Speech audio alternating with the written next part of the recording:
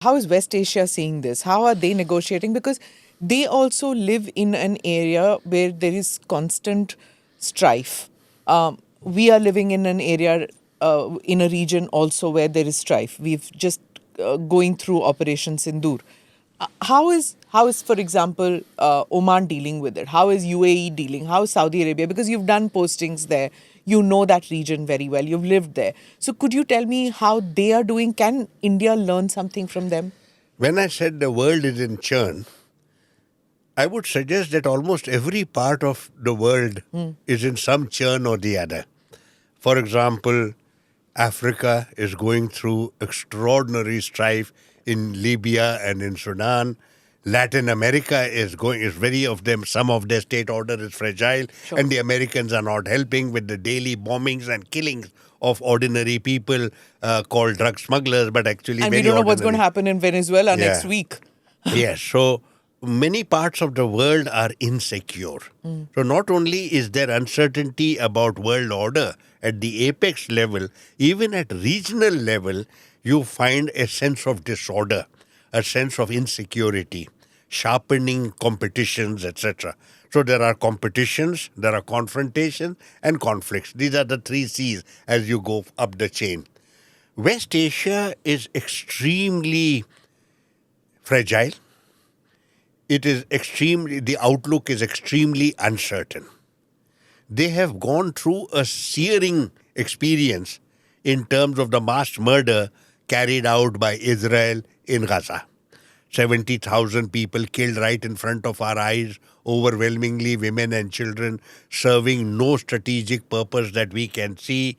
Basically, an attempt by the Israelis to extinguish the Palestinian resistance physically, just as Hitler wanted to extinguish the Jewish question by extinguishing the Jews. Exactly in the same way, mass murder is carried out, genocide is carried out. And my simple point would be this. Genocide doesn't help because in the case of the Jews themselves, there were 6 million of them were killed in 6 years, and yet within 3 years of the end of the Second World War, they had their state in 1948. So what did it serve?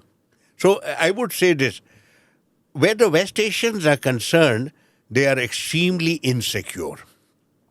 None of them ever, when they were constructed by the retreating British Raj over there also, none of the states that emerged could be called internally secure. Mm-hmm.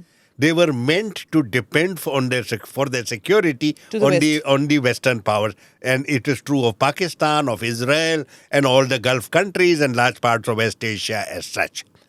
Today, what is troubling them are the following. Not only do you have an extremely aggressive in Israel, which has made it very clear by attacking Doha that no target in West Asia is outside their scope.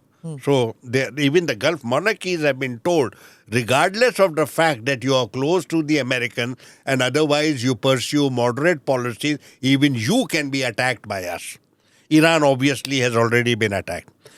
The Americans are not seen as credible security guarantors.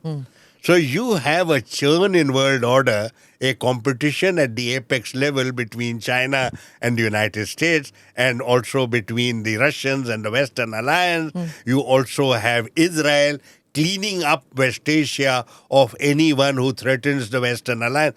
Please recall, Israel's actions in West Asia are part of the larger effort being made by the Western Alliance to clean out all those who oppose their hegemony. So in the case of Europe, it is the Ukraine war. In the case of West Asia, it is the Gaza war. And in the case of China, not yet a military conflict, but competition in regard to economic issues, technological issues, logistical connectivity matter.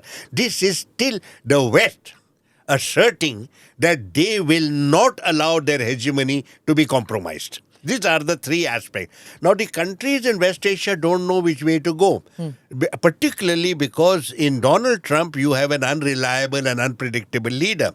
So what they are doing is the short-term arrangement, reaching out to Donald Trump, basically pandering to his ego, making him feel good, giving him the luxury, the pomp, the luxury, and Airplanes. basically making it.